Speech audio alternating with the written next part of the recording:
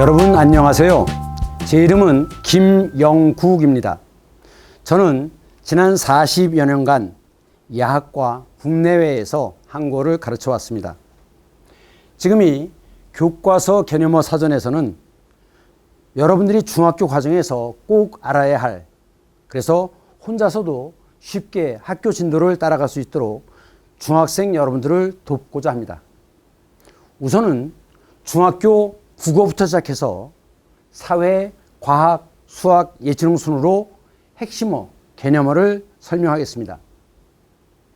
교과서의 개념을 이해한다면 여러분들은 이미 학교 시험의 준비가 70%는 되어 있는 것입니다. 그런데 개념어를 이해하지 못한다면 수업에서 선생님의 설명을 이해하기 어렵습니다. 대부분의 학생들이 학원을 다니지만 실제로 도움이 되는 학생은 얼마나 됩니까?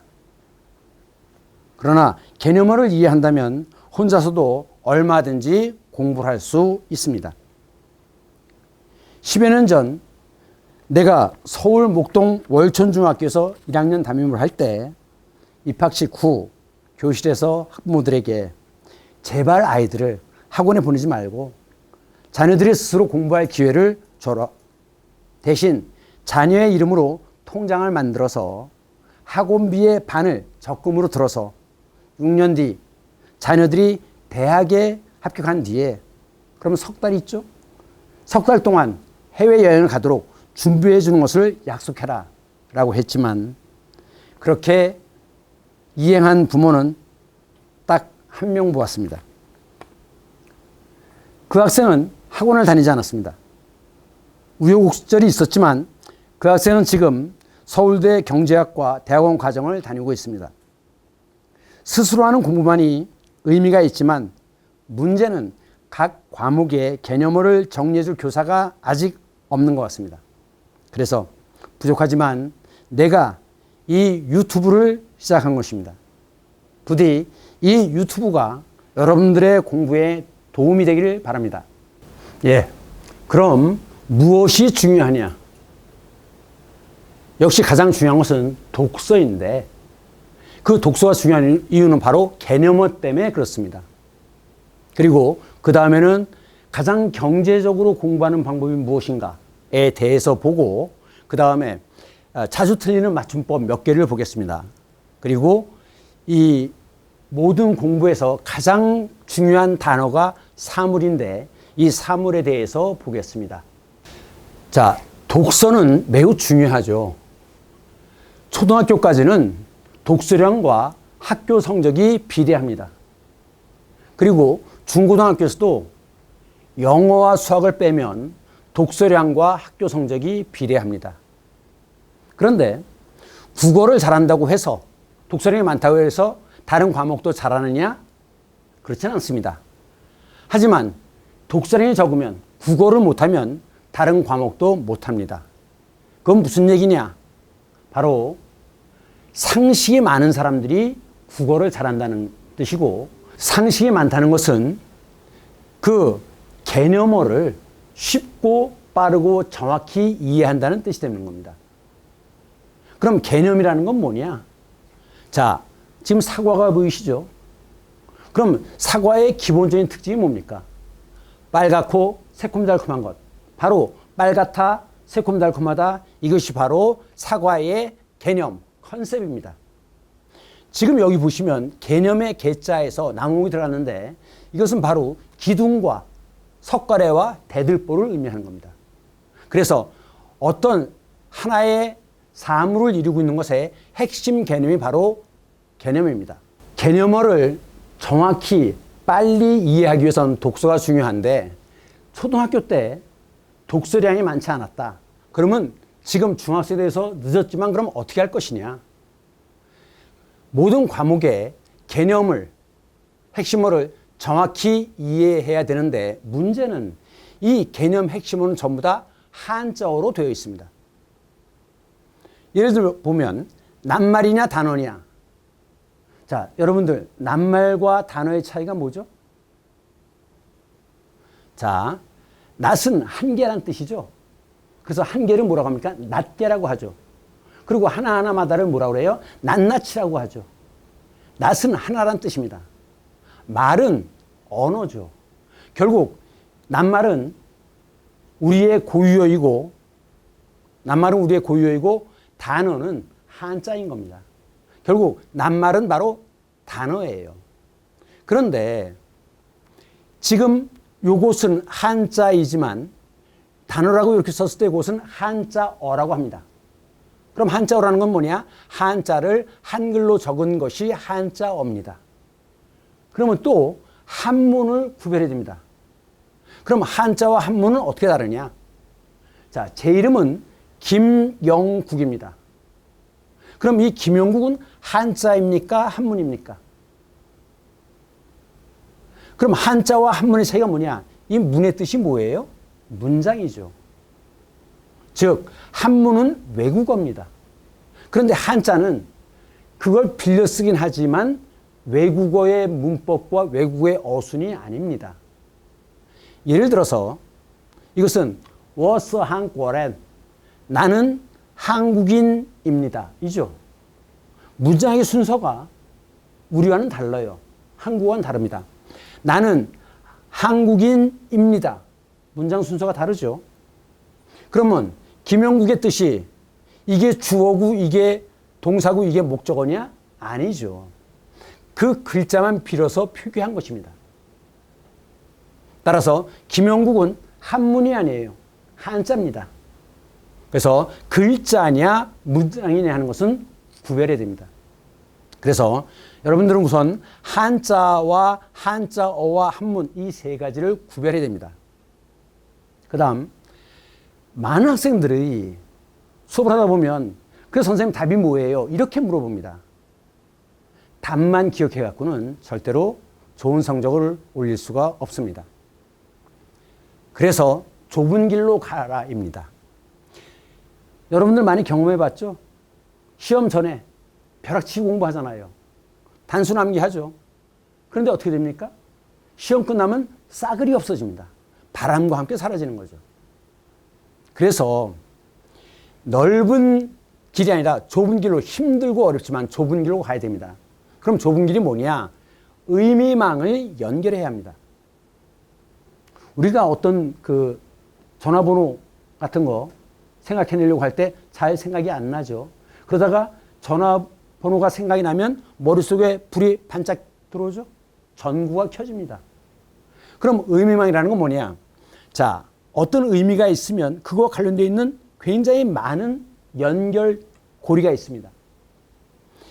이게 예를 들어서 하나만 기억하고 있으면 한 개지만 다른 거 하나가 더 연결되면 2의 1승, 다른 하나 더 연결되면 2의 자승, 하나 더 연결되면 2의 8승해서 연결되는 개수가 많을수록 하나, 둘, 넷, 8, 16 이렇게 기하급수적으로 늘어납니다. 따라서 절대로 편하고 쉬운 공부는 없습니다.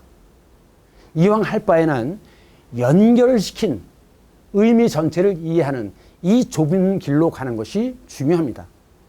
그러면 이렇게 어쩌다 기억이 나면 전구가 반짝 켜지는 이런 식이 아니라 항상 연결되는 어느 거 하나 16개 중에 어느 거 하나라도 걸리면 기억이 납니다. 그래서 좁은 길로 가라는 겁니다. 그 다음 효과적인 학습을 해야 됩니다. 이걸 이제 완전학습이라고 하는데 이 완전학습이라는 건 바로 경제성입니다. 가장 적은 시간을 들여서 가장 효과적으로 공부하는 방법. 이것이 바로 완전학습입니다. 그런데 문제는 우리가 공부할 때는 그 상당히 많은 낱말들이 나오는데 이 우리가 이해하기 어려운 낱말들은 다 뭐로 되어 있습니까? 한자로 되어 있습니다. 한자로. 자, 한자는 수만 개의 한자가 있는데 그 중에 85%는 형성으로 되어 있습니다. 형성이 뭐냐? 형은 모습이죠. 모습이라는 건 뜻입니다. 성은 소리죠. 음입니다. 그래서 85%가 한쪽은 뜻이, 한쪽인 소리로 이렇게 되어 있습니다. 자, 이게 기본자입니다. 여기는 지금 다 가자가 들어가 있습니다. 가짜가 들어가 있습니다. 그래서 이 기본자에 변이 붙어가지고 여전히 가라고 있지만 뜻이 변합니다. 그래서 나무로 만들어진 게 뭐냐? 실형입니다. 선반이라고 얘기하는 거. 그래서 책을 얹어놓는 이 실형을 뭐라고 합니까? 서가라고 하죠. 그리고 도서실 보면 내가 가서 책을 고를 수 있는 그런 식의 도서실을 뭐라고 그래요? 개가식이라고 하죠. 이 실형이 열려 있는 겁니다. 그런데 닫혀 있어서 사서가 책을 꺼내다 주면 이것은 폐가식이라고 합니다. 닫혀 있다는 거죠. 개가식이냐 폐가식이냐 이렇게 구분되는 겁니다. 그 다음에 예수가 십자가 위에 이렇게 얹혀 있죠. 그러니까 열십자 아닙니까? 근데 그 위에 예수가 얹혀져 있잖아요. 그래서 그걸 뭐라고 부릅니까? 십자가라고 부르죠. 십자가.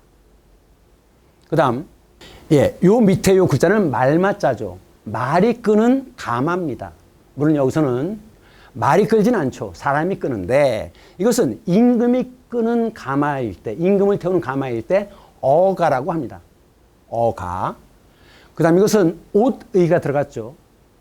그래서 지금 여기 보면 스님이 속에 옷을 입고 윗옷 아래옷을 입고 겉에 이렇게 짙은 자주색 옷을 입고 있지 않습니까?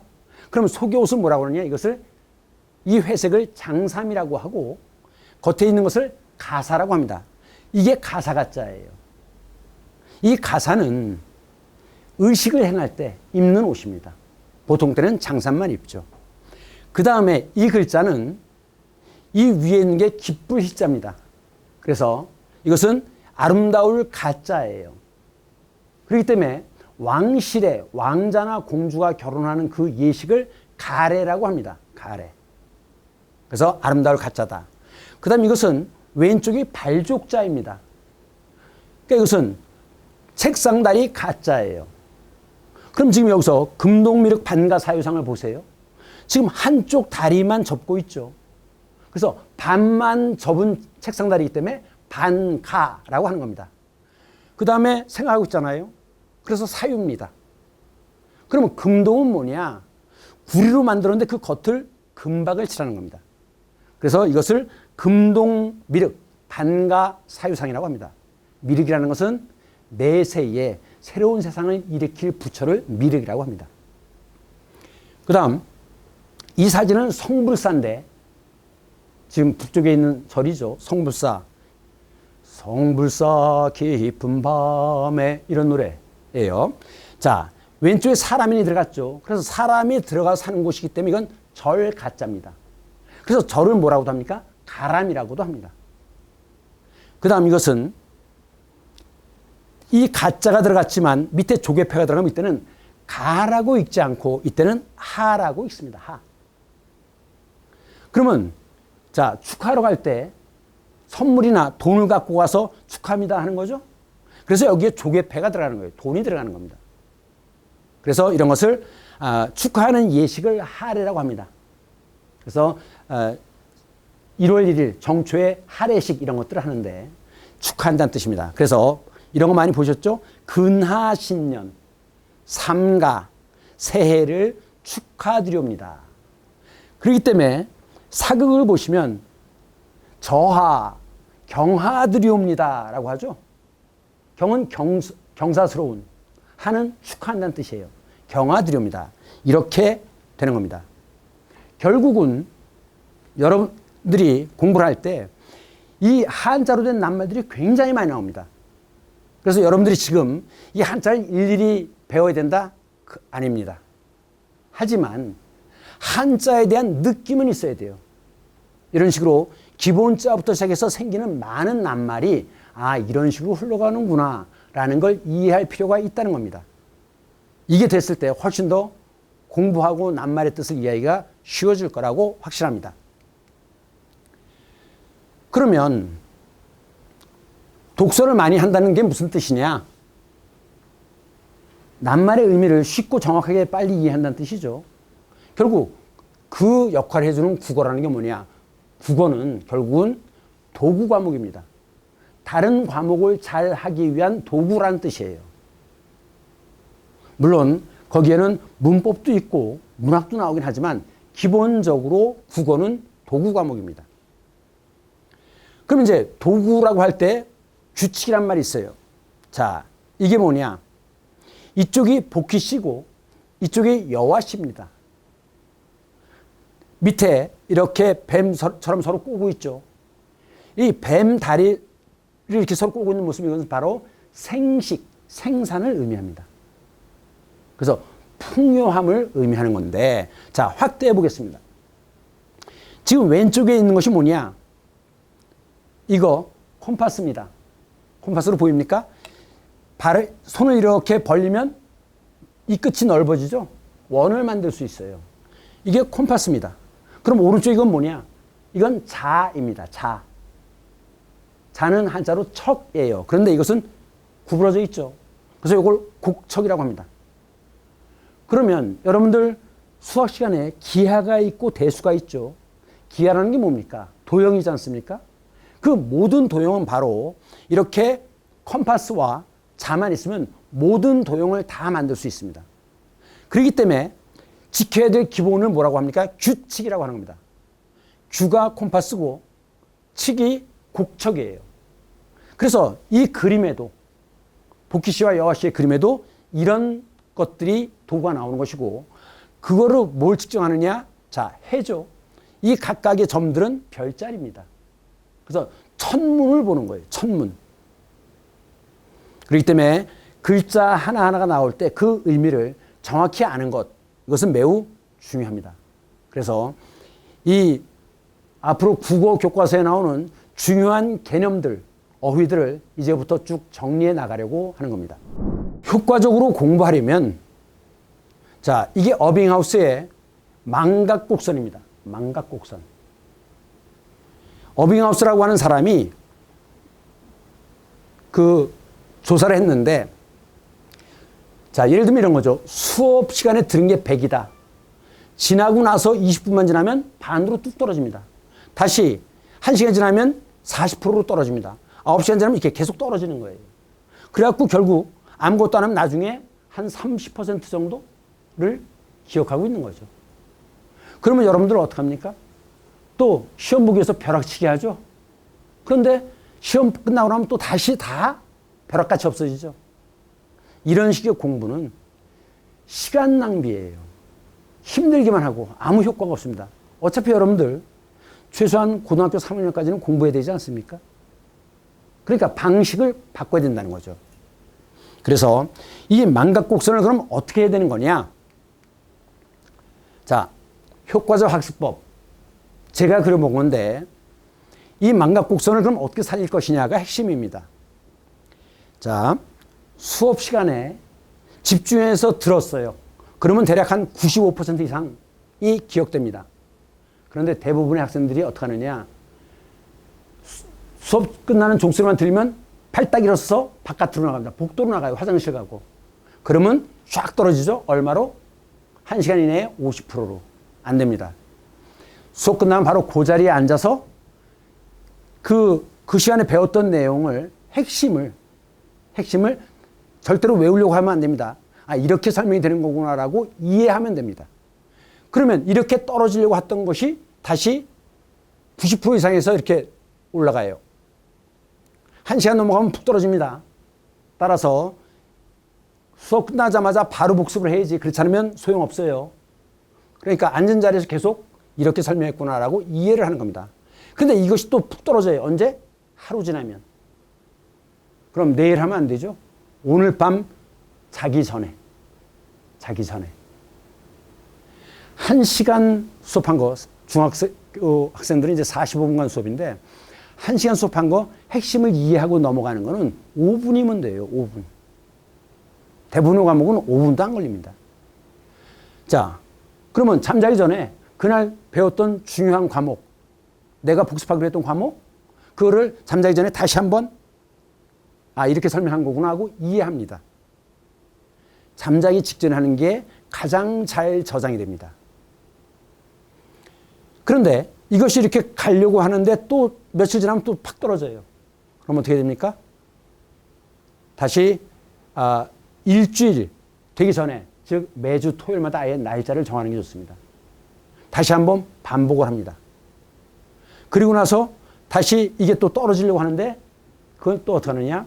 매달 마지막 일요일에 한 달 동안 지나간 부분을 다시 한번 쫙 반복하면서 이해합니다. 그러면 이것이 어떻게 되느냐? 장기 기억으로 넘어가요. 제가 여러분들한테 앞으로 설명할 내용 중에 상당 부분은 지금부터 50년 전에 제가 고등학생 때 수업 시간에 교실에서 배웠던 내용들이 상당히 많습니다. 이렇게 하면 장기 기억으로 넘어가는데 학생 여러분들 보통 2달에 한 번쯤 시험 보죠? 그럼 시험 보기 직전에 다시 한번 정리하지 않습니까? 그러면 그 기억이 최소한 6개월 이상 넘어갑니다. 그래서 어떻게 되느냐? 좀 더 구체적으로 얘기하면 모든 과목을 다 복습할 수는 없습니다. 그러면 이제 뺄 과목을 정해야죠. 어떤 과목을 그럼 복습을 안 해도 될까? 그런 선생님들 있죠. 설명을 잘 안 하시면서 얘들아 이거 중요해 밑줄 쫙 시험에 나와. 그런 건 그냥 밑줄 쫙만 해놓으세요. 그런 과목은 어차피 이해가 안 됐기 때문에 시험 직전에 벼락치기로 외울 수밖에 없습니다. 방법이 없어요. 이해가 안 되는 건 외울 수밖에 없어요. 그래서 복습할 과목을 먼저 정한 다음에 수업 시간에 집중해야 됩니다. 집중하려면 메모를 해야죠. 머리만 눈으로만 봐갖고는 이게 흡수되는 게 30%가 안 됩니다. 몸이 같이 따라 움직여줘야 손이 움직이면 머리도 움직이죠. 그러면 95% 이상 이게 저장이 됩니다. 이해가 되고. 그래서 수업 시간에 메모하면서 들어야 됩니다. 몸과 마음을 한꺼번에 써야 돼요. 머리만 굴리면 안 됩니다. 소용없어요. 그 다음 아까 강조했지만 쉬는 시간에 끝나자마자 바로 복습을 해야 된다. 화장실 갔다 와서 안 돼요. 벌써 시간이 놓쳐지고 또 일단 자리에서 일어나면 또 친구들과 어쩌고저쩌고 이렇게 하면서 시간을 놓쳐버립니다. 그러니까 정한 몇몇 과목만큼은 꼭 지켜야 돼요. 그리고 다시 강조하지만 내용을 이해하면 되는 거지 외우려고 하지 마세요. 자, 이렇게 해서 쉬는 시간, 잠자기 전, 토요일, 매달 말, 그리고 시험 전에 한 번 더 볼 거 아닙니까? 이렇게 5번을 하면 저절로 기억돼요. 저절로. 외울 필요가 없습니다. 5번 하면 기억돼요. 그래서 자, 자기 전에 5분, 토요일에, 그리고 매달 마지막 주일에, 그리고 시험. 이렇게 되는 거죠. 그래서 그럼 이게 경제적이냐? 정말 경제적이냐? 따져봅시다. 자, 여러분들이 어려워하는 과목이 뭘까요? 과학? 자, 과학을 예를 들어 봅시다. 그러면 쉬는 시간에 5분 복습했죠? 집에 가서 잠자기 전에 5분 했죠? 토요일 날, 예를 들어서 일주일에 4시간 수업을 하면 20분이지만 세 번째이기 때문에 20분 안 걸려요. 반밖에 안 걸립니다. 10분이면 돼요. 월말에 열 몇 시간 지나간 거 20분이면 복습이 됩니다. 그럼 한 달에 해봐야 과학 한 과목에 40분이면 돼요. 여러분들 시험 벼락치기 할 때 40분 갖고 그 내용 외울 수 있습니까? 절대 못 외워요. 그래서 결국은 가장 경제적이라는 겁니다. 와우. 가장 경제적이라는 거예요. 그러면서 시험 직전에 쭉 정리하면서 혹시나 빠진 거 무조건 외워야 될 것은 따로 메모를 해가지고 시험 보는 전날 그냥 외우세요.